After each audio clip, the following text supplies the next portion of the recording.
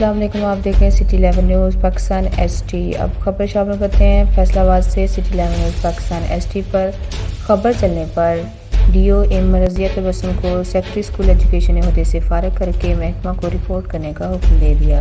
محترمہ نے محکمے میں اپنی اجاراداری قائم کر رکھی تھی اور اختیارات کا ناجائز استعمال ان کا معمول بن چکا تھا۔ مزید جانتے ہیں فیصل آباد سے بیورو چیف رانا اسامہ ہمارے ساتھ لائن پر موجود ہے۔ جی رانا اسامہ، مزید تفصیلات بتائیے گا۔ جی بالکل، فیصل آباد D O women Razia Tabassum کو سیکرٹری اسکول ایجوکیشن نے عہدے سے فارغ کر کے محکمہ کو رپورٹ کرنے کا حکم دے دیا۔ محترمہ نے محکمہ میں اپنی اجاراداری قائم کر رکھی تھی اور اختیارات کا ناجائز استعمال معمول بن چکا تھا۔ محترمہ وومن ہراسمنٹ کمیٹی کی کنوینر بھی تھی اور ذاتی رنجش کا نشانہ بنانا معمول تھا۔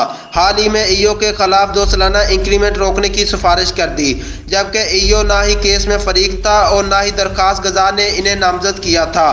مزید ایوز کے انسپیکشن لونز میں تقریباً 7 لاکھ کی غیر قانونی کٹوتیاں کی گئی، جبکہ محترمہ کے پاس نہ ایسا کوئی اختیار تھا اور نہ ہی ایوز کی کمپیٹنٹ اتھارٹی تھی۔ ایوز کا انسپیکشن لونز کئی ماہ تک محترمہ کے دفتر میں التوا کا شکار رہا اور فیمیل ایوز کا معاشی اتصال ہوتا رہا۔ فیمیل ایو سے نازیبہ رویہ اختیار کیا جاتا رہا۔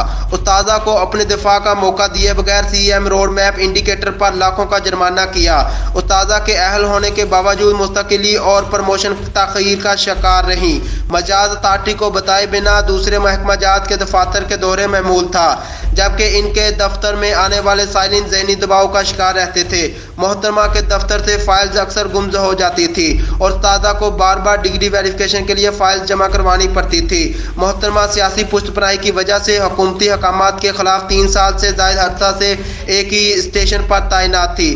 رضیہ تبسم کے تبادلے پر متاثرہ حلقوں میں خوشی کی لہر دوڑ گئی اور سائلین سیکرٹری اسکول ایجوکیشن کے احسن اقدام پر ان کے شکر گزار ہیں۔